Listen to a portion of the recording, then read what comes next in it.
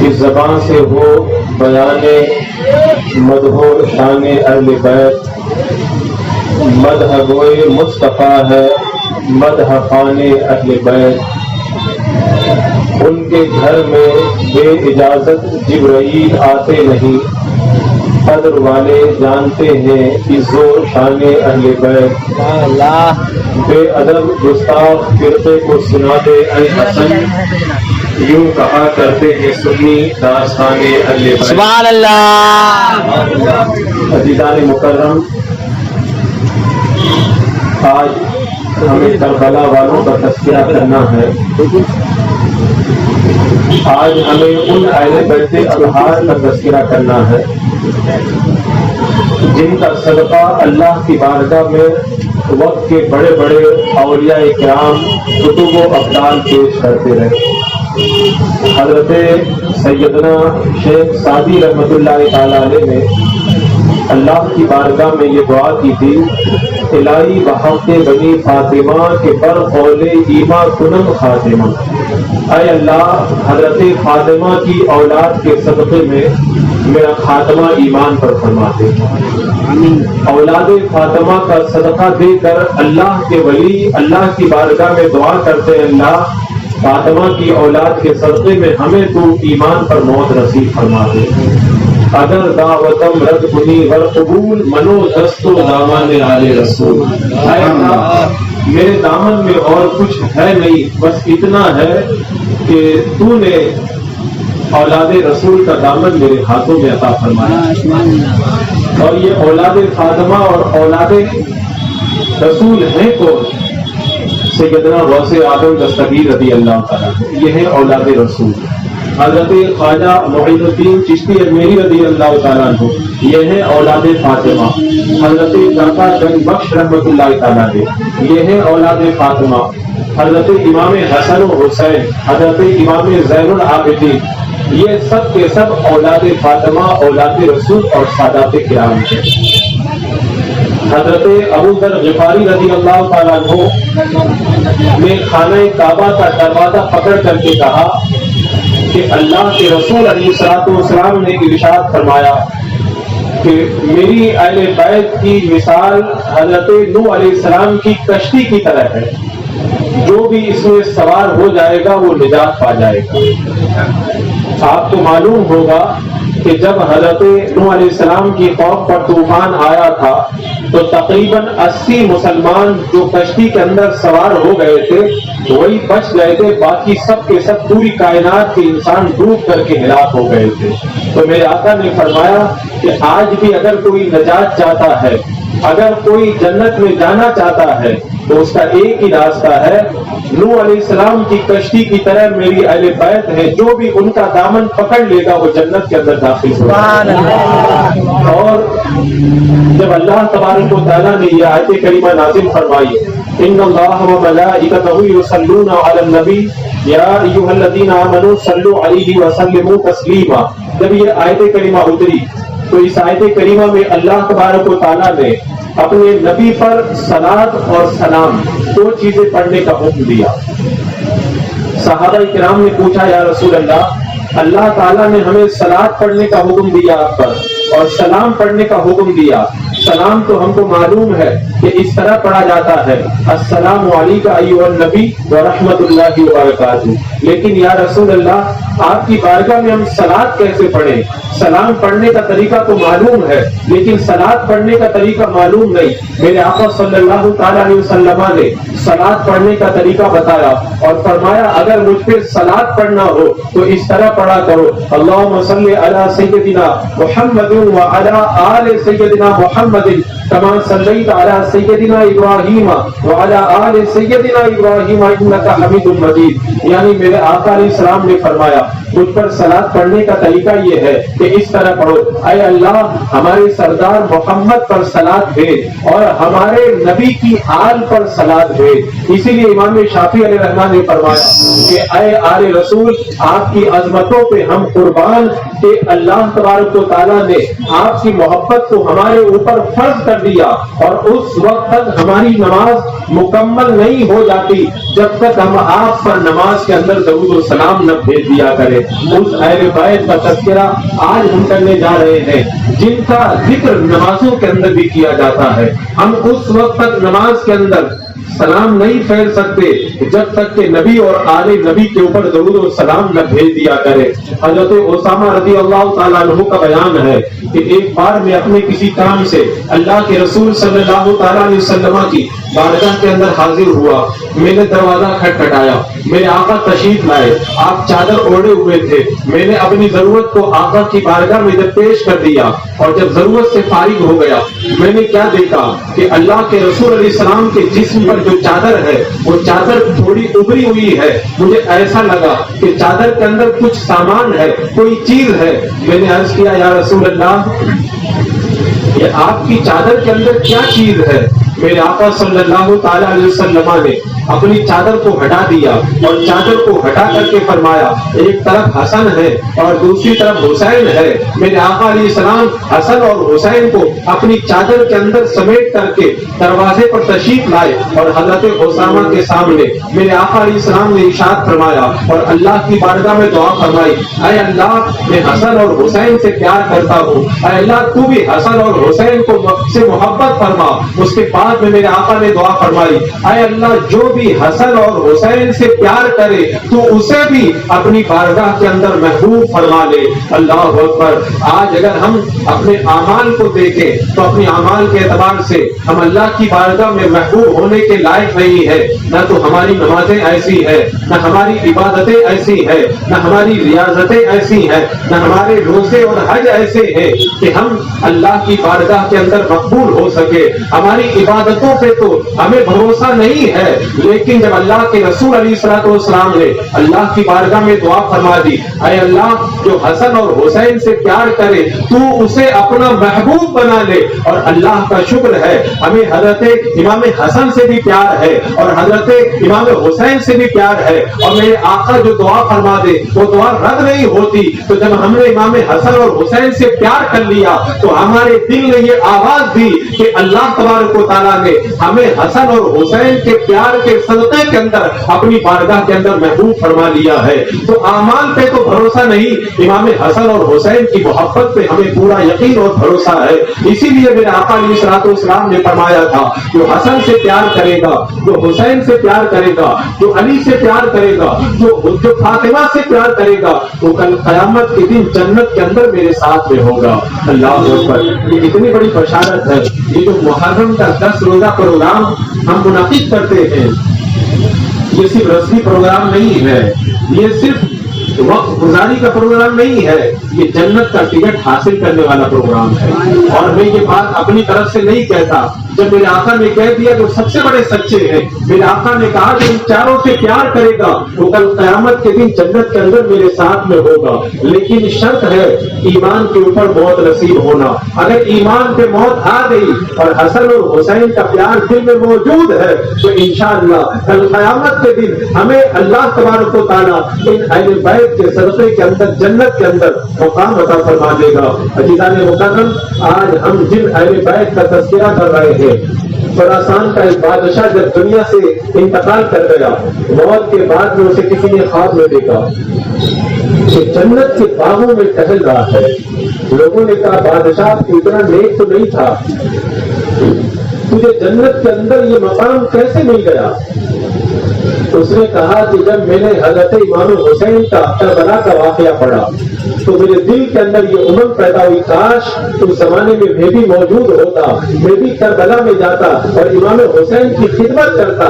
یہ کربلا میں تو نہ پہنچ سکا، لیکن حضرت امام حسین کا تذکرہ سننے کے بعد میں میرے دل کے اندر امام حسین کی خدمت کرنے کا جو جذبہ پیدا ہوا، موت کے بعد میں جب اللہ کی بارگاہ میں میری حاضری ہوئی تو میرے اعمال تو اچھے نہیں تھے، لیکن اللہ تبارک و تعالیٰ نے میرے اس جذبے کی لاج رکھ لی کہ تو نے امام حسین کی خدمت کا جو اپنے دل کے اندر ارادہ کیا تھا اس کو میں نے اپنی بارگاہ میں قبول فرما لیا، اور اسی کے صدقے کے اندر میں نے تمہیں جنت کے اندر اعلیٰ مقام عطا فرما دیا۔ اسی لیے تو بریلی کے امام بریلی کی گلیوں سے پکار اٹھے، اہل سنت کا ہے بیڑا پار، اصحاب حضور نجم ہے اور ناؤ ہے فطرت رسول اللہ کی۔ اللہ نعرہ تکبیر، نعرہ رسالت، ذکر شہیدان کربلا، مسلک اعلیٰ حضرت، محبت آل رسول، حضرت علامہ مولانا محمد سعد علی صاحب مصباحی،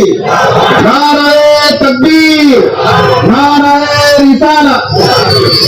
میرے آقا صلی اللہ تعالی علیہ وسلم کی مقدس شہزادی سیدہ خاتون جنت اور علی شیر خدا مولا علی مشکل کشا رضی اللہ تعالیٰ عنہ کے نکاح کے بارے میں کل کی محفل کے اندر میں نے بتایا تھا کہ جب ان دونوں مقدس ہستیوں کا نکاح ہوا تو اللہ تبارک و تعالیٰ نے اس مبارک چمن کے اندر ایک کلی کو پیدا فرمایا۔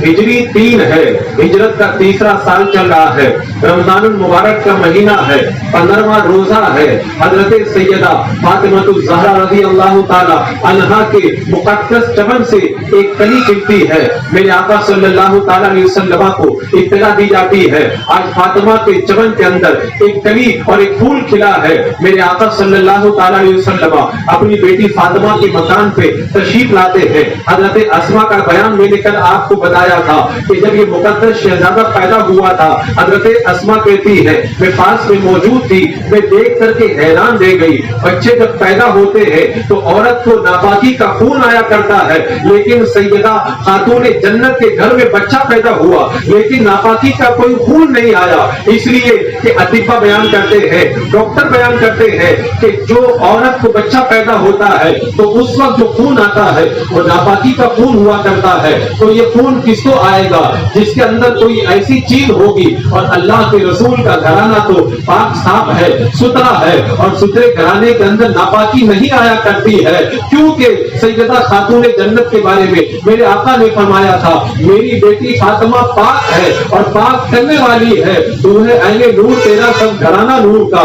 حضرت خاتون جنت کے مکان میں جب بچہ پیدا ہوا میرے آقا تشریف لائے، اپنا لعاب دہن نکال کر کے اس بچے کے منہ کے اندر رکھا، شہد یا کوئی میٹھی چیز میرے آقا نے اس بچے کو چٹائی، اور اس کے بعد میں حضرت علی رضی اللہ تعالیٰ عنہ سے پوچھا علی اس بچے کا نام تم نے کیا رکھا؟ حضرت علی عرض کرتے ہیں یا رسول اللہ اس کا نام میں نہیں رکھوں گا، اس کا نام آپ رکھیں گے۔ میرے آقا نے فرمایا اس کا نام میں نہیں رکھوں گا، اس کا نام خود اللہ تبارک و تعالیٰ رکھے گا۔ کیسی مقدس ہستیاں ہے کہ اگر سیدہ خاتون جنت کے گھر میں بچہ پیدا ہو تو اگر ہمارے گھر میں بچہ پیدا ہوتا ہے ہم اور آپ نام رکھتے ہیں، اور سیدہ کے گھر میں بچہ پیدا ہوتا ہے تو اللہ تبارک و تعالیٰ اس کا نام عطا فرماتا ہے۔ حضرت جبریل امین آئے اور اللہ کے رسول کی بارگاہ میں نواسا پیدا ہونے کی خوشخبری عطا فرمائی اور کہا اللہ تبارک و تعالیٰ نے فرمایا حضرت سلیمان حضرت ہارون علیہ السلام کے 2 بیٹے تھے،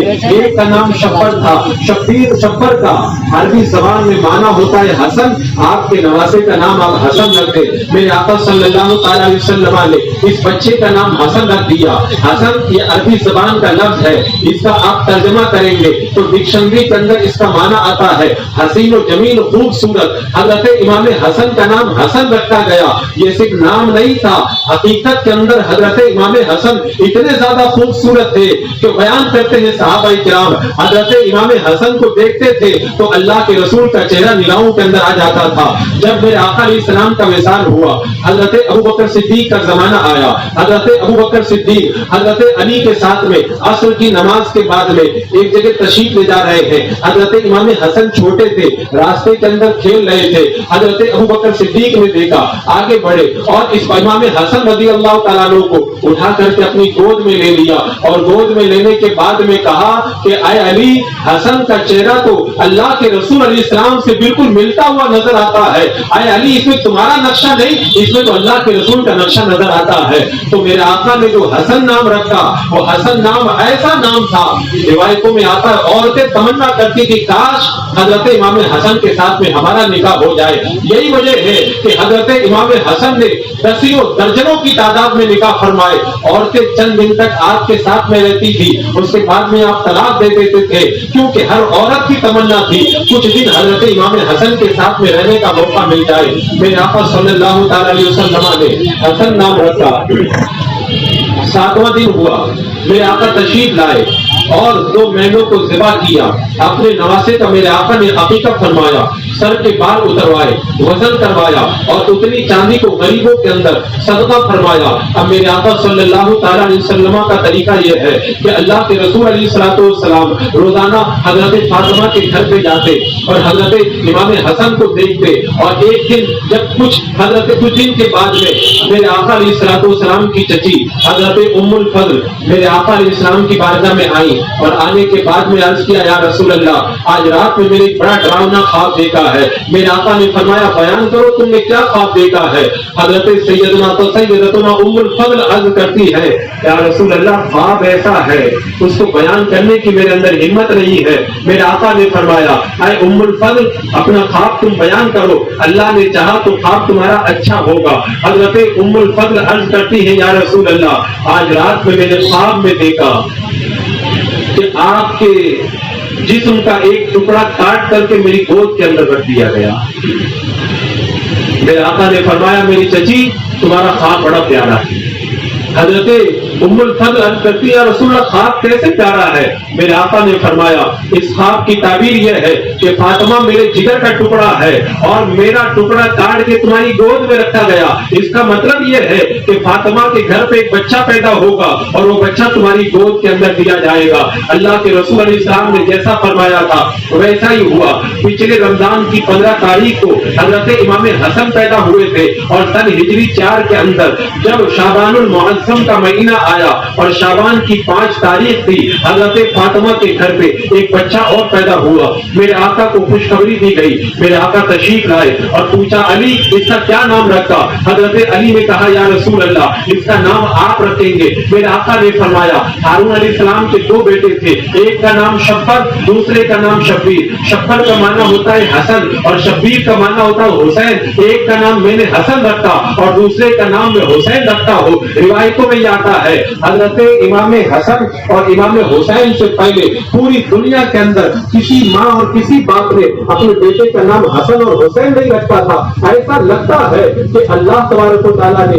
ان دونوں ناموں کو اپنے نبی کے نواسوں کے لیے چن کر کے رکھا تھا۔ میرے آقا آگے بڑھے، اپنا مقدس لعاب دہن نکالا اور اس مقدس بیٹے نواسے حضرت امام حسین کے منہ کے اندر دیا۔ اس کے بعد میں اللہ کے رسول علیہ السلام نے کوئی میٹھی چیز، شہد یا کھجور وغیرہ چبا کر کے اللہ کے رسول علیہ السلام نے حضرت امام حسین کے منہ میں رکھی۔ علماء بیان فرماتے ہیں، بچہ جب پیدا ہو تو اس کے منہ کے اندر میٹھی چیز دینا یہ سنت ہے اور یہ نیک فالی کی علامت ہے۔ اس سے بچے کے اخلاق اچھے ہونے کی نشانی ہے۔ جب 7واں دن ہوا، میرے آقا صلی اللہ تعالیٰ علیہ وسلم تشریف لائے، 2 مینڈوں کو ذبح کیا۔ حضرت امام حسین کے سر کے بالوں کو مونڈا گیا، اتنی چاندی وزن کر کے غریبوں کے اندر صدقہ کی گئی اور حضرت امام حسین کا عقیقہ کیا گیا۔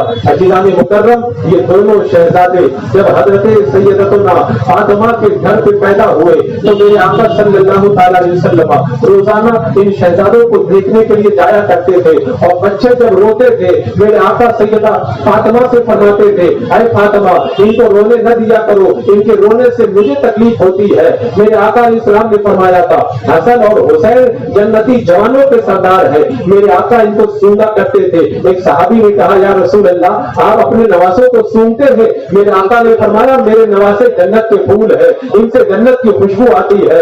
اللہ اکبر۔ حضرت سیدنا امام حسن اور امام حسین کے پیدا ہونے کے بعد میں میرے آقا علیہ السلام سیدہ فاطمہ کے گھر پہ جاتے تھے۔ جب اللہ تبارک و تعالیٰ نے یہ آیت کریمہ نازل فرمائی، انما یرید اللہ لیذھب عنکم الرجس اہل البیت ویطہرکم تطہیرا۔ اس آیت کریمہ کا مفہوم یہ ہے کہ اللہ تبارک و تعالیٰ نبی کے گھر والوں کو خوب ستھرا کرنا چاہتا ہے، تو اللہ کے رسول علیہ السلام 40 دن تک حضرت فاطمہ کے گھر پہ گئے اور جا کر کے سلام کرتے تھے کہ اے اہل بیت، آپ پر سلام ہو، اللہ تبارک و تعالیٰ نے تمہارا ذکر قرآن مقدس کے اندر فرمایا ہے۔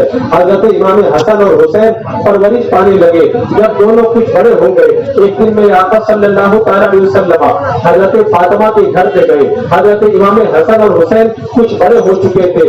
آپ نے بچوں کو دیکھا ہوگا, بچے جو ہے وہ آپس کے اندر کھیل کیا کرتے ہیں. میرے آقا علیہ السلام نے دیکھا حضرت امام حسن اور حسین آپس کے اندر کشتی لڑ رہے ہیں. حضرت فاطمہ بھی موجود ہے, حضرت علی بھی موجود ہے. میرے آقا تشریف فرما ہے. حضرت امام حسن امام حسین کو پکڑنا چاہتے ہیں, امام حسین امام حسن کو پکڑنا چاہتے ہیں. میرے آقا نے کہا حسن تم حسین کو پکڑ لو. حضرت فاطمہ نے کہا یا رسول اللہ حسن بڑے ہیں حسین چھوٹے ہیں, آپ بڑے سے فرما رہے ہیں کہ حسین کو پکڑ لو. میرے آقا صلی اللہ تعالیٰ علیہ وسلم نے فرمایا اے فاطمہ میں نے بعد میں کہا ہے یہاں پہ کشتی دیکھنے والوں کے اندر حضرت جبریل امین بھی موجود ہے. جب حضرت جبریل امین نے حضرت امام حسین سے کہا حسین تم حسن کو پکڑ لو, تب میں نے کہا کہ حسن تم حسین کو پکڑ لو. یہ کیسے مقدس شہزادے ہیں. اگر ہمارے بچے گھروں میں کھیلتے ہیں تو انہیں ہم دیکھتے ہیں, اور یہ ایسے مقدس شہزادے ہیں یہ جب گھر میں کھیلتے ہیں تو ان کو دیکھنے کے لیے میرے آقا تشریف لا رہے ہیں اور فرشتوں کے سردار حضرت جبریل امین بھی آ رہے ہیں. ایک دن میرے آقا صلی اللہ تعالیٰ علیہ وسلم حضرت فاطمہ کے گھر پہ گئے تو دیکھا کہ حسن اور حسین بیمار ہے. مشورہ دیا گیا اے علی اے فاطمہ روزے کی منت مان لو تاکہ اللہ تبارک و تعالیٰ ان دونوں نواسوں کو شفا عطا فرما دے. حضرت فاطمہ نے 3 روزوں کی منت مانی, حضرت علی نے 3 روزوں کی منت مانی, اور حضرت فضا نے بھی 3 روزوں کی منت مانی. اللہ تبارک و تعالیٰ نے کرم فرمایا, دونوں بچوں کو شفا عطا فرمائی. اب جب روزہ رکھنے کی باری آئی تو گھر کے اندر کھانے کا کوئی سامان نہیں, کیسے سحری کی جائے اور کیسے افطاری کی جائے. حضرت علی رضی اللہ تعالیٰ عنہ ایک یہودی کے پاس میں گئے اور اپنی زرہ کو گروی رکھا اور تھوڑا سا جو ادھار لے کر کے آئے. سیدہ خاتون جنت کو لا کر کے دیا اور کہا اے فاطمہ ان گیہوں کے 3 حصے کر لو, 3 روزہ رکھنا ہے, 3 دن تک سحری کریں گے اور 3 دن تک افطاری کریں گے. تینوں نے روزہ رکھا. حضرت فاطمہ, حضرت علی, حضرت فضا تینوں نے روزہ رکھا ہے, اور روزہ رکھنے کے بعد میں 1/3 حصے کو آٹا کو گوندھ کر کے روٹی بنائی ہے.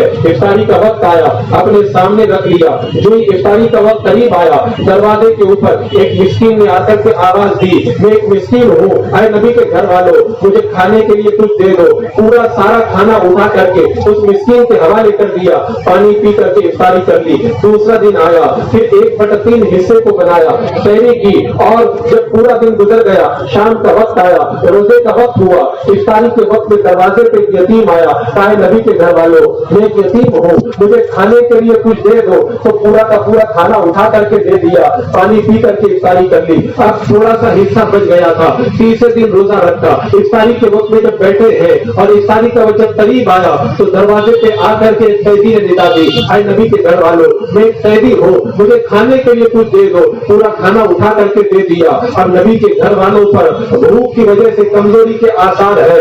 جب انہوں نے بھوکے رات گزاری اللہ تبارک و تعالیٰ کو یہ ادا اتنی پسند آئی کہ اللہ تبارک و تعالیٰ نے قیامت تک کے لیے قرآن مقدس کے اندر اس واقعے کو بیان فرما کر کے ان مقدس روزے داروں کے واقعے کو اللہ نے قرآن مقدس کے اندر نازل فرما دیا.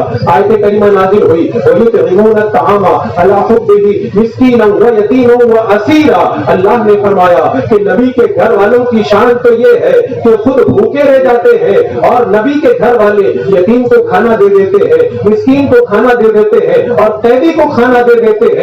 یہ اللہ کے نبی کے گھر والوں کی شان ہے کہ اللہ تبارک و تعالیٰ قرآن مقدس کے اندر ان کا تذکرہ فرماتا ہے. کیا بات رضا, اس کملستان کرم کی زہرا ہے کبھی جس میں حسین اور حسن پھول. نعرہ تکبیر, نعرہ رسالت, امام الانبیاء, مولا کائنات, خاتون جنت, حسنین کریمین, محبت اہل بیت. نعرہ تکبیر, نعرہ رسالت.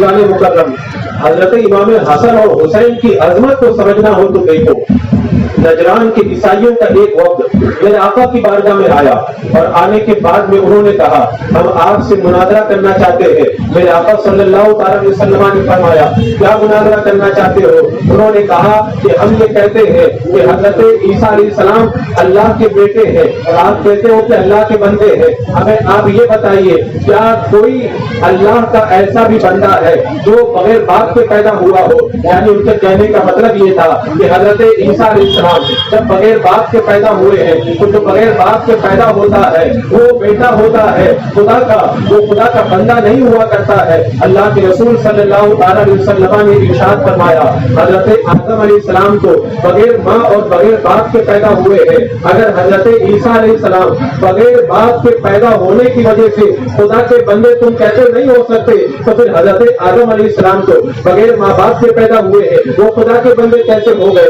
اب ان کے پاس میں کوئی جواب نہیں. جب کوئی جواب نہیں رہ گیا تو بحث کرنے لگے تو اللہ تبارک و تعالیٰ نے آیت کریمہ نازل فرمائی فَقُلْ تَعَالَوْا نَدْعُ أَبْنَاءَنَا وَأَبْنَاءَكُمْ وَنِسَاءَنَا وَنِسَاءَكُمْ وَأَنفُسَنَا وَأَنفُسَكُمْ ثُمَّ نَبْتَهِلْ فَنَجْعَلْ لَعْنَةَ اللَّهِ عَلَى الْكَاذِبِينَ. اللہ نے اپنے حبیب سے فرمایا اے محبوب ان سے کہہ دو کہ تم اپنے بیٹوں کو لاؤ اور ہمارے بیٹوں کو ہم لاتے ہیں اور تم اپنی جانوں کو لاؤ اپنی جانوں کو ہم لاتے ہیں. تم اپنی بیویوں کو لاؤ اپنی بیویوں کو ہم لے کر کے آتے ہیں. تعالوا ندعو ابناءنا وابناءکم ونساءنا ونساءکم وانفسنا وانفسکم. پھر آ جاؤ اور مباہلہ کرتے ہیں. جو سچا ہوگا وہ جیت جائے گا اور جو جھوٹا ہوگا وہ ہار جائے گا. اللہ تبارک و تعالیٰ نے جب یہ آیت کریمہ نازل فرمائی میرے آقا نے ان کو مباہلہ کی دعوت دی. انہوں نے کہا ہم اپنے بڑے عالم سے پوچھ کر کے آئیں گے. وہ اپنے بڑے عالم کے پاس میں گئے اور جانے کے بعد میں انہوں نے کہا اللہ کے رسول نے ہمیں مباہلہ کی دعوت دی ہے. تو اس بڑے عالم نے کہا تم پہچان چکے ہو کہ یہ اللہ کے نبی ہے، اگر ان سے مباہلہ کرو گے تو پھر تمہارے اوپر اللہ کا عذاب نازل ہو جائے گا، ان سے مباہلہ نہ کرو.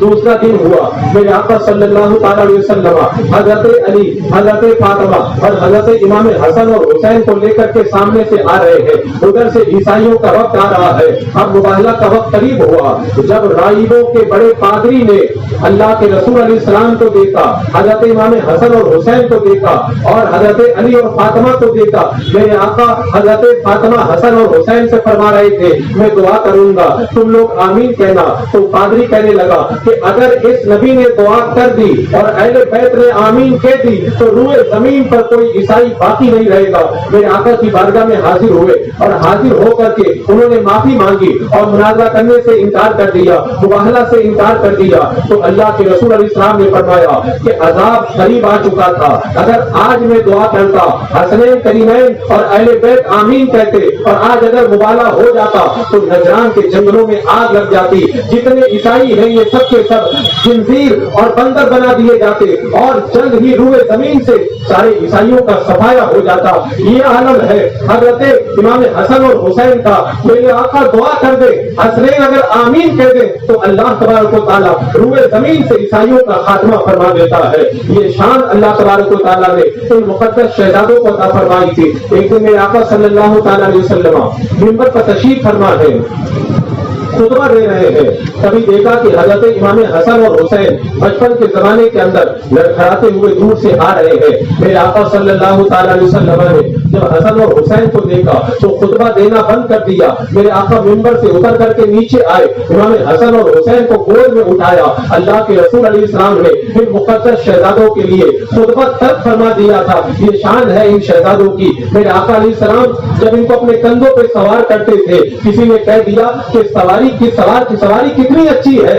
میرے آقا نے فرمایا سوار کو بھی تو دیکھو تو سوار کتنا اچھا ہے. اللہ اکبر. میرے آقا علیہ السلام کتنا پیار فرماتے تھے. نماز کی حالت کے اندر اللہ کے رسول علیہ السلام ہوتے اور نماز کی حالت میں حضرت امام حسن اور حسین آتے. بچوں کی عادت ہوتی ہے نماز کے اندر جب ماں باپ کو دیکھتے ہیں خوش پر سوار ہو جاتے ہیں. تو حضرت امام حسن اور حسین جب میرے آقا کے قریب آتے میرے آقا اپنی ٹانگوں کو چوڑا فرما دیتے، وہ بیچ میں سے نکل جاتے میرے آقا جب سجدے میں جاتے حضرت امام حسن اور حسین پشت پر سوار ہو جاتے، جب تک حضرت امام حسن اور حسین پشت سے نیچے نہیں اتر جاتے میرے آقا اس وقت تک سجدے سے سر نہیں اٹھاتے، لیکن اللہ کے رسول علیہ الصلوۃ والسلام منبر کے اوپر چھپا دے رہے ہیں اور حضرت امام حسن میرے آقا علیہ السلام کی گود کے اندر ہے۔ میرے آقا نے فرمایا میرا بیٹا حسن سردار ہے، اللہ تبارک و تعالیٰ آنے والے وقت کے اندر میرے بیٹے حسن کی وجہ سے مسلمانوں کے دو گروہ کے اندر صلح فرمائے گا۔ آج نجدی کہتے ہیں کہ کل کیا ہونے والا ہے اللہ کے رسول علیہ السلام نہیں جانتے، مجھے بتاؤ حضرت امام حسن ابھی بچے ہیں، منبر پر خطبہ دیتے ہوئے میرے آقا نے ان کو گود میں اٹھایا ہے۔ آج سے 30 سال سے زیادہ بعد میں ایک واقعہ پیش آنے والا ہے، میرے آقا اس کی طرف اشارہ کر رہے ہیں، ایک وقت آئے گا مسلمانوں کی دو جماعتیں آپس میں لڑ رہی ہوں گی، خون خرابہ ہو رہا ہوگا، میرا بیٹا حسن ان دونوں کے درمیان صلح کروائے گا۔ اور دنیا کی نگاہوں نے دیکھا جب حضرت امیر معاویہ اور حضرت علی رضی اللہ تعالیٰ عنہ کے درمیان جنگ ہوئی، حضرت امام حسن کے ساتھ میں 40,000 جان نثار ہے، حضرت امام حسن نے دیکھا آج اگر میں نے جنگ کی صحابہ اکرام کا خون بہے گا، حضرت امام حسن نے کہا مجھے حکومت نہیں چاہیے، میں سرداری کو ترک کرتا ہوں۔ حضرت امام حسن نے حکومت کو ترک کر دیا اور مسلمانوں کے خون کو پہلے سے روک لیا۔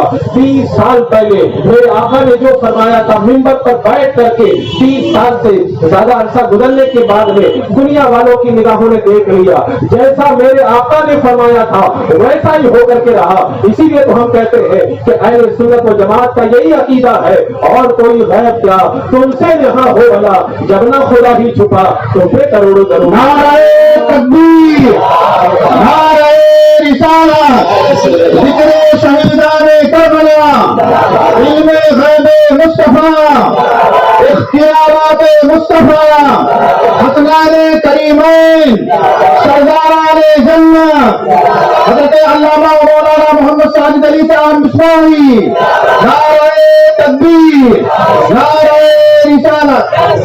حضرت امام حسن اور امام حسین کو میرے آقا علیہ الصلوۃ والسلام نے کتنے پیار سے پالا ہے، اللہ کے رسول علیہ الصلوۃ والسلام ان کی زبان کو چوسا کرتے تھے۔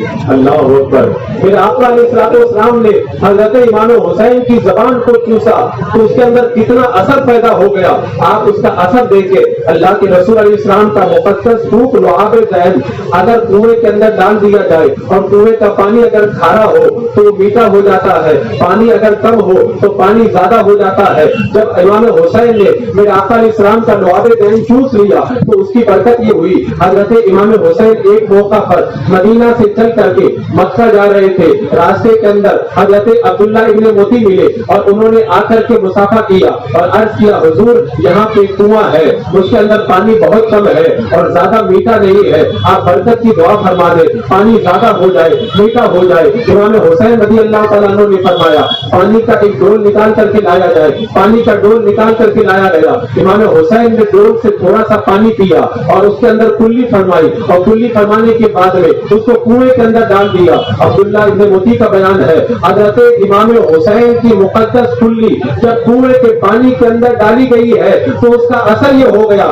پانی میٹھا بھی ہو گیا اور پانی سے دھواں لبالب بھی ہو گیا۔ اللہ کے رسول علیہ السلام کے لعاب ذہن کا یہ اثر تھا تو حضرت امام حسین رضی اللہ تعالیٰ عنہ کو اللہ تبارک و تعالیٰ نے عطا فرمایا تھا۔ آگے بڑھنے سے پہلے بات میں اور بتا دو، آج بہت سارے لوگ یہ کہہ دیا کرتے ہیں کہ حضرت امام حسین رضی اللہ تعالیٰ عنہ کو جو ہے وہ کربلا کے میدان کے اندر شہید کیا گیا، حضرت امام حسین کچھ نہیں کر سکے، جب وہ خود کچھ نہیں کر سکے تو تم کو کیسے جنت دلائیں گے؟ عزیزان مکرم، میں نے اس سے پہلے بھی یہ بات کہی تھی اور میں پھر اس بات کا اعادہ کرتا ہوں، میرے امام کربلا کے میدان کے اندر کرامتیں دکھانے کے لیے نہیں گئے تھے، ورنہ حضرت امام حسین رضی اللہ تعالیٰ عنہ اگر چاہتے تو میدان کربلا کے اندر بہت ساری کرامتیں دکھا سکتے تھے۔ اللہ تبارک و تعالیٰ نے اتنی طاقت حضرت امام حسین کو عطا فرمائی تھی۔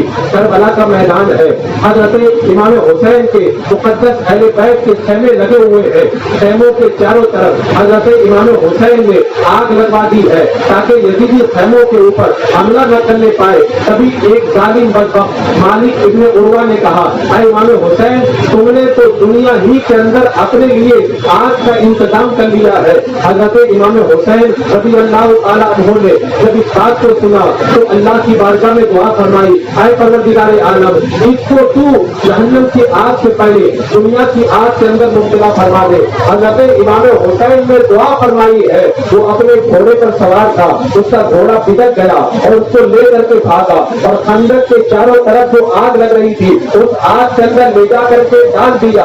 میرا امام اگر دعا کر دے تو اللہ تبارک و تعالیٰ فوراً اس کو قبول فرما لیتا ہے. حضرت امام حسین نے جب دیکھا تو اللہ کی بارگاہ میں شکر ادا کیا اے پروردگار عالم تیرا بڑا شکر ہے تو نے اہل بیت نبوت کی لاج رکھ لی. ایک ظالم نے دیکھا تو کہنے لگا حسین تمہیں نبی سے کیا تعلق ہے. جب حضرت امام حسین رضی اللہ تعالیٰ عنہ نے اس بات کو سنا تو آپ کے دل پر چوٹ پڑی. اللہ کی بارگاہ میں دعا فرمائی اے پروردگار عالم تو اس بدبخت کو ذلیل و رسوا کر کے موت عطا فرما دے. حضرت امام حسین نے دعا کی. آپ کی شان میں گستاخی کرنے والا وہ ظالم جب استنجا کرنے کے لیے گیا ایک کالے بچھو نے اس کو کاٹ دیا, نجاست کے اندر نکل گیا اور تڑپ تڑپ کے مر گیا. اور حضرت امام حسین نے بتا دیا اگر میں کرامتیں دکھانا چاہوں تو میدان قیامت میدان کربلا کے اندر بہت ساری کرامتیں دکھا سکتا ہوں. کربلا کا میدان ہے, امام حسین موجود ہے. ایک مزنی یزیدی نے کہا اے حسین دیکھو وہ خوراک جو ہے اس کے اندر پانی موجود ہے, تمہیں یہ پانی نصیب نہیں ہوگا, جانور پانی پیئیں گے لیکن اے حسین تم کو پانی نہیں ملے گا. حضرت امام حسین نے اللہ کی بارگاہ میں دعا کے لیے ہاتھ اٹھائے اے اللہ اس کو تو پیاسا ہی موت عطا فرما دے. حضرت امام حسین نے دعا فرمائی, اس کا گھوڑا بھاگ گیا. وہ گھوڑے کے پیچھے پیچھے دوڑا, گھوڑے کو پکڑنے کے چکر میں اس کو جب پیاس لگ گئی تو پانی پانی کہتا تھا. لوگ جتنا پانی پلاتے تھے اتنا ہی زیادہ وہ پیاس پیاس چلاتا تھا اور پیاس پیاس کرتے کرتے کربلا کے میدان کے اندر تو مر گیا. تو میرے امام نے بتا دیا اگر مجھے کرامتیں دکھانا ہو تو کرامتیں تو ہمارے خاندان سے نکلی ہے, کرامتوں کا سلسلہ تو ہمارے خاندان سے نکلا ہے. ہمارا خاندان جس کو چاہتا ہے ولی بنا دیتا ہے, جس کو چاہتا ہے غوث بنا دیتا ہے, جس کو چاہتا ہے قطب بنا دیتا ہے. اگر مجھے کرامتیں دکھانا ہوتا تو میں میدان کربلا کے اندر وہ کرامتیں دکھاتا کہ مجھے فراق پہ نہیں جانا پڑتا, فراق میرے قدموں میں آ کر کے میرے قدموں کا بوسہ لیتا. لیکن یہ امام نے فرمایا مجھے کرامتیں نہیں دکھانی ہے. حضرت امام حسین رضی اللہ تعالیٰ عنہ کو اللہ تبارک و تعالیٰ نے اتنی کرامتیں عطا فرمائی تھی اللہ اکبر کبیرہ. حضرت امام حسین رضی اللہ تعالیٰ عنہ تو اللہ تبارک و تعالیٰ نے وہ رتبہ بچپن ہی میں عطا فرما دیا تھا. ایک موقع ایسا بھی آیا اللہ کے رسول صلی اللہ تعالیٰ علیہ وسلم اپنے حجرے میں موجود ہے اور آپ کے پاس میں حضرت امام حسین بھی ہے. تبھی آپ کی چچی حضرت ام الفضل آتی ہے اور آنے کے بعد میں عرض کرتی ہے کہ یا رسول اللہ کیا بات ہے کہ آپ کی آنکھوں کے اندر آنسو دیکھ رہی ہو. میرے آقا نے فرمایا اے میری چچی ام الفضل ابھی میرے پاس میں بادلوں کا فرشتہ آیا تھا, اس نے آ کر کے مجھ کو بتایا ہے کہ آپ کا یہ نواسا حسین کربلا کے میدان کے اندر شہید کر دیا جائے گا اور وہاں کی مٹی بھی مجھ کو لا کر کے دی ہے. اللہ کے رسول صلی اللہ تعالیٰ علیہ وسلم اپنے مکان پہ تشریف فرما ہے اور ایک طرف میرے آقا کے مقدس بیٹے حضرت ابراہیم ہے اور دوسری طرف میرے آقا کے نواسے حضرت امام حسین ہے. تبھی اللہ کے رسول کی بارگاہ میں ایک فرشتہ آتا ہے, آنے کے بعد میں سلام پیش کرتا ہے اور سلام پیش کرنے کے بعد میں کہتا ہے کہ اللہ تبارک و تعالیٰ فرماتا ہے اے آقا کریم صلی اللہ تعالیٰ علیہ وسلم اللہ ارشاد فرماتا ہے کہ آپ کا بیٹا اور آپ کا نواسا اللہ فرماتا دونوں میں سے ایک کو رکھ لو اور ایک کو اللہ کے حوالے کر دو. آج نبی کہتے نبی کو کوئی اختیار نہیں ہے, اللہ نے تو میرے آقا کو اتنا پاور دیا ہے کہ ایک طرف بیٹا ہے ایک طرف نواسا ہے.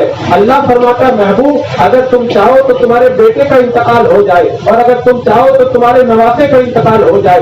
کس کو اللہ کی بارگاہ میں دینا چاہتے ہو؟ ہمارے بیٹے مرتے ہیں تو ہم سے پوچھ کر کے موت نہیں آتی, لیکن نبی کے گھرانے کے اندر اگر ملک الموت بھی آتے ہیں تو نبی سے پوچھتے ہیں یا رسول اللہ آپ فرمائے ان کی روح کو کم کروں کہ ان کی روح کو کم کروں. اللہ اکبر. مالکوں کو مالک کونین ہیں وہ پاس کچھ رکھتے نہیں, تو جہاں کی نعمتیں ہیں ان کے خالی ہاتھ میں اللہ نے وہ کمال عطا فرمایا. میرے آقا نے فرمایا اگر حسین کا انتقال ہوتا ہے تو علی کو تکلیف ہوگی, فاطمہ کو تکلیف ہوگی اور مجھے بھی تکلیف ہوگی، لیکن اگر میرے بیٹے ابراہیم کا انتقال ہو جاتا ہے تو مجھے زیادہ تکلیف ہوگی۔ اللہ کے رسول علیہ السلام نے فرمایا میں اللہ کی بارگاہ میں ابراہیم کو پیش کرتا ہوں، 3 دن کے بعد میں حضرت ابراہیم میرے آقا کے مقدس بیٹے کا انتقال ہو گیا۔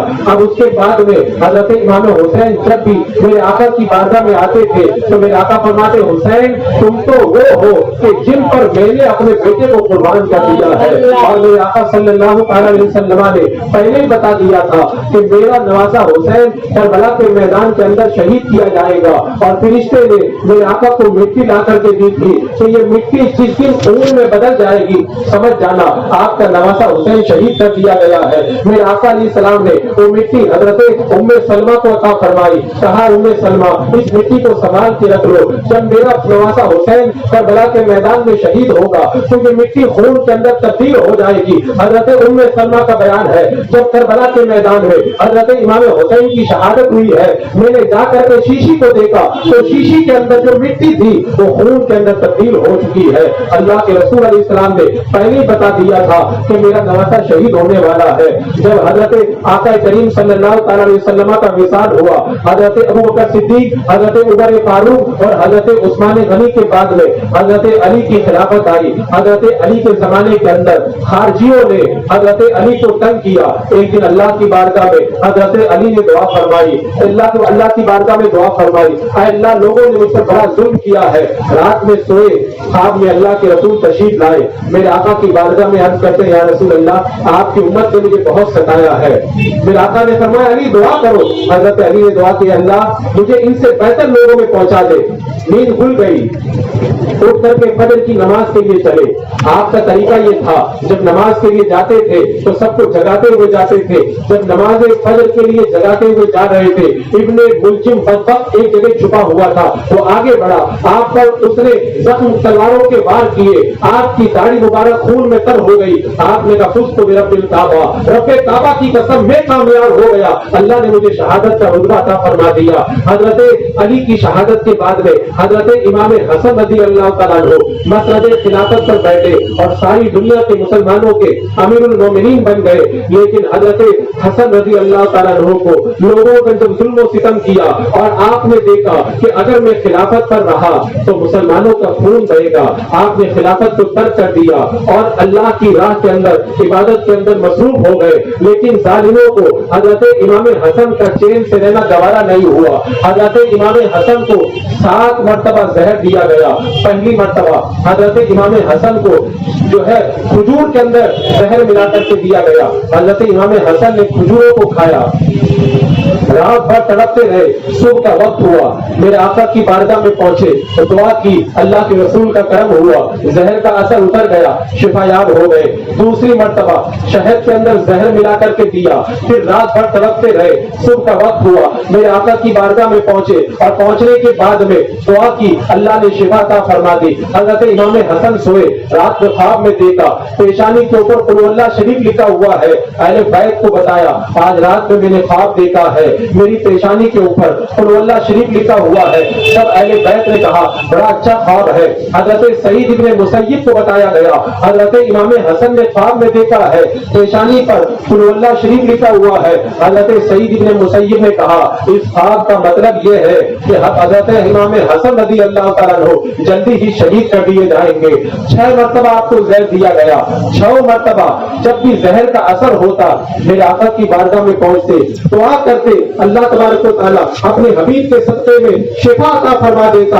اسی لیے تو عاشق نے کہا ہے نہ ہو آرام جس بیمار کو زمانے سے اٹھا لائے تھوڑی سی خاک ان کے آستانے سے۔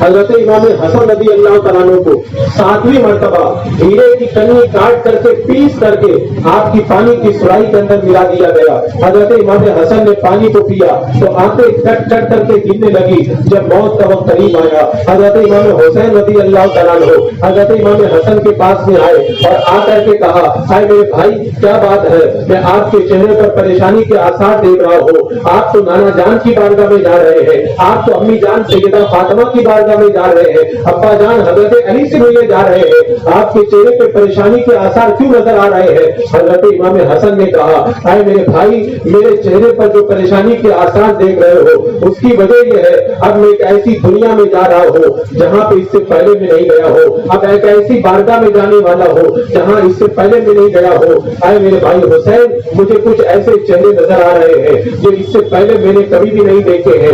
بندہ جب مرنے کے قریب ہوتا ہے فرشتے آ کر کے بندے کو گھیر لیتے ہیں اور دنیا سے اس کی نظریں بند ہو جایا کرتی ہے. حضرت امام حسن سے حضرت امام حسین نے پوچھا اے میرے بھائی مجھے بتاؤ تم کو کس نے زہر دیا ہے؟ حضرت امام حسن نے کہا اگر میں بتا دیتا ہوں واقعی اگر اس نے زہر دیا ہے تو پھر میں نہیں چاہتا کہ اس کو سزا دلواؤں, اور اگر میں غلط بتا دیتا ہوں تو میری وجہ سے بے قصور کو سزا ملے گی. اللہ تبارک و تعالیٰ انصاف کرنے والا ہے, عدل و انصاف کا بادشاہ. دنیا سے جاتے جاتے اپنے قاتل کا نام بھی نہیں بتا رہا. حضرت امام حسن جام شہادت نوش کر گئے. حضرت امام حسین رضی اللہ تعالیٰ عنہ حضرت امام حسن کے جانے کے بعد میں تنہا رہ گئے. اور ویسے تو حضرت امام حسن کی حیات طیبہ کے بڑے عظیم پہلو ہیں. حضرت امام حسن نے 25 مرتبہ پیدل حج فرمائے ہیں, اور حضرت امام حسن نے 2 مرتبہ اپنا پورا مال رائے خدا کے اندر خرچ کیا ہے, 3 مرتبہ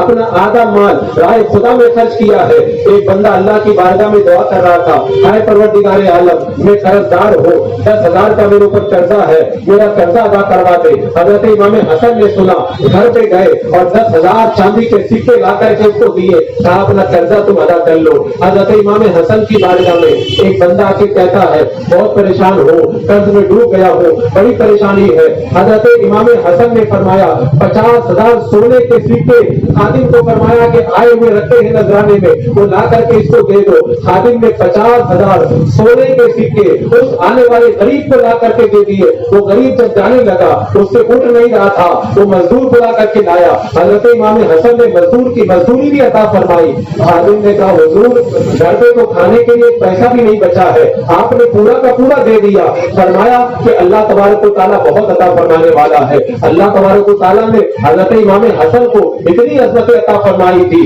اور سخاوت تو نبی کے گھرانے سے نکل کر کے آئی ہے. حضرت امام حسین کو اللہ نے کتنی سخاوت عطا فرمائی تھی. آپ کی بارگاہ میں ایک بندے نے خط لکھا حضور پریشان ہوں کچھ مجھ کو عطا فرما دے. حضرت امام حسن نے 10,000 چاندی کے سکے اس کے پاس میں بھیجے اور خط کے اندر جواب لکھا کہ میرے پاس اتنا ہی تھا, میں نے تجھ کو عطا کر دیا, اگر اور ہوتا تو میں اور دیتا. تم یہ سمجھ لو کہ تم نے مجھ سے کچھ نہیں مانگا, اور یہ سمجھ لو میں نے تم کو کچھ بھی نہیں دیا ہے. یہ نبی کا گھرانہ ہے, سخاوت کرتا ہے لیکن کہتا ہے ہم نے کم دیا ہے. حضرت امام حسین رضی اللہ تعالیٰ عنہ کو اللہ تبارک و تعالیٰ نے اتنا حسن و جمال عطا فرمایا تھا.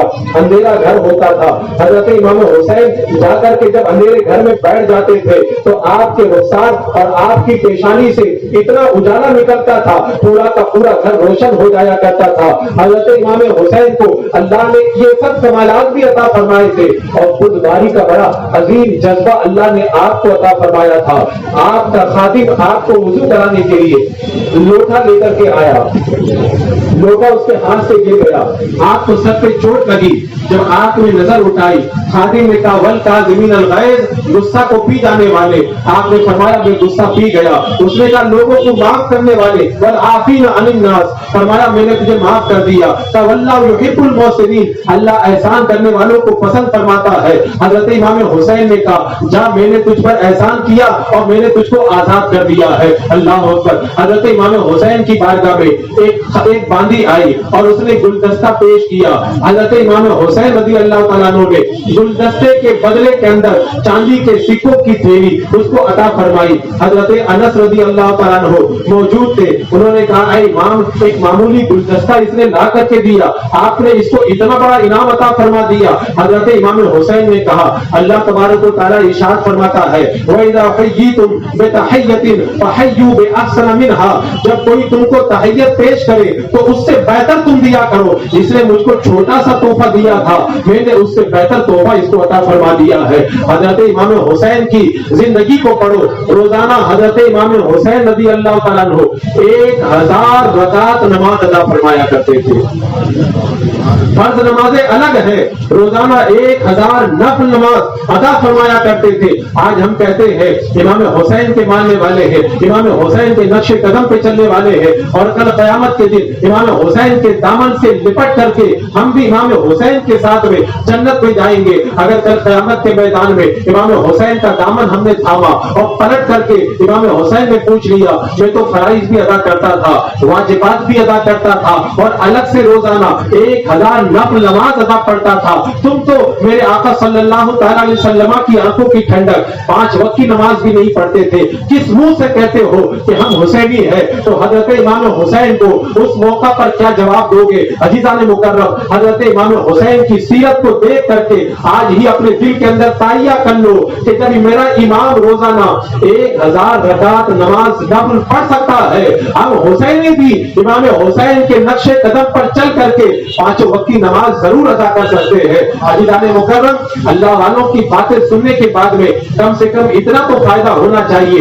कि उनकी जिंदगियों पर चल करके बंदा अमल करने की कोशिश करे। हजरत इमाम हुसैन ने 25 मरतबा पैदल चल करके हज फरमाए, आपके पांव में आंवले पड़ जाते थे, खादिम कहते थे हुजूर आप सवारी पे सवार हो जाए, वो अदब के तौर पर सवारी से नीचे उतर जाया करते थे, लेकिन हजरत इमाम हुसैन रज़ी अल्लाह तआला अन्हु ये गवारा नहीं करते थे खुदा की बारगाह में जाऊं और मैं सवारी पे सवार होके जाऊं। बंदा जब आम बादशाह के पास जाता है तो आजिजी के साथ जाता है, तो सारे बादशाहों के बादशाह के दरबार में जब हाजिरी देने के लिए मैं जा रहा हूं तो फिर कैसे सवारी पे सवार होकर के जाऊं। हजरत इमाम हुसैन रज़ी अल्लाह तआला अन्हु अपने जमाने के गौसे आजम थे, क्योंकि रिवायतों में आता है हर जमाने में गौसे आजम होता है। अपने जमाने में हजरत अबू बकर सिद्दीक गौसे आजम थे और अपने जमाने में हजरत उमर फारूक गौसे आजम थे। बाद में मकाम गौसियत हजरत उस्मान को मिला, फिर मकाम गौसियत हजरत अली को मिला, हजरत अली के बाद में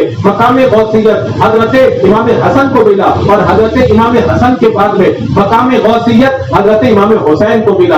अपने जमाने के गौस थे, सारे वलियों के सरदार थे, और वलियों का जो सरदार होता है उसके दिल में खुदा की बारगाह की कितनी अजमतें हुआ करती है। हजरत इमाम हुसैन रज़ी अल्लाह तआला अन्हु जब खाने काबा की ज़ियारत के लिए जाते थे तो इसीलिए सवारी के ऊपर सवार होना गवारा नहीं फरमाया करते थे। हजरत इमाम हुसैन रज़ी अल्लाह तआला अन्हु को मेरे आका सल्लल्लाहु अलैहि वसल्लम ने जिस अंदाज के अंदर परवरिश फरमाया था, सहाबा को भी मालूम था इमाम हुसैन शहीद होंगे, अहले बैत पाक को भी मालूम था इमाम हुसैन शहीद होंगे, मेरे आका को भी मालूम था, सबको मालूम था, लेकिन हजरत इमाम हुसैन रज़ी अल्लाह तआला अन्हु ने कभी भी अल्लाह की बारगाह में अपनी जान बचाने के लिए दुआ ना फरमाई। जब जंगे सिफीन का मौका आया और हजरत अली जंगे सिफीन से पलटने लगे, पलटते वक्त में रास्ते में एक मकाम आया, हजरत अली ने पूछा इस जगह का नाम क्या है? बताया गया कि ये नहर फुरात है और इस मैदान का नाम मैदान करबला है। हजरत इमाम हुसैन रज़ी अल्लाह तआला अन्हु के मुक़द्दस वालिद मोहतरम हजरत अली ने जब मैदान करबला का नाम सुना, कहा यही वो जगह है जहां पे मेरी अहले बैत को, जहां पर मेरे बेटे हुसैन को शहीद किया जाएगा। हजरत अली रोने लगे, आपकी दाढ़ी मुबारक तर हो गई, जमीन के ऊपर आंसुओं के कतरात टपकने लगे। कहा मुझे अल्लाह के रसूल ने बताया था करबला के मैदान में नहर फुरात के किनारे मेरा बेटा हुसैन शहीद किया जाएगा, यही वो जगह है जहां पे अहले बैत नबूवत के मुकद्दस फूलों को काट काट करके गिराया जाएगा, यहीं पर अहले बैत नबूवत के खैमे लगाए जाएंगे। सबको मालूम था हजरत इमाम हुसैन मैदान करबला के अंदर शहीद होने वाले हैं। माएं अपने बच्चों को पालती है, بڑھاپے کا سہارا بنانے کے لیے، اور اہل بیت پاک نے سیدہ فاطمہ نے اپنے بیٹے کو پالا تھا میدان کربلا کے اندر دین کو بچانے کے لیے۔ اللہ اکبر۔ حضرت امام حسین رضی اللہ تعالیٰ عنہ کو میرے آقا علیہ الصلوۃ والسلام نے فرمایا تھا کہ حسین میرا ہے، میں حسین کا ہوں، جس نے حسین سے محبت کی اس نے مجھ سے محبت کی، جس نے حسین سے بغض رکھا اس نے مجھ سے بغض رکھا۔ اور اللہ کی بارگاہ میں دعا فرمائی، اے پروردگار عالم، جو حسین سے پیار کرے اے اللہ تو اسے بھی اپنی بارگاہ کے اندر محبوب فرما لے۔ اور اللہ کے رسول علیہ السلام نے فرمایا تھا میری بیٹی فاطمہ جنتی عورتوں کی سردار ہے، اور میرے بیٹے حسن اور حسین جنتی جوانوں کے سردار ہے۔ شاہ است حسین، بادشاہ است حسین، دین است حسین، دی پناہ است حسین، سرداد نداد دست در دست یزید، حقا کی بنائے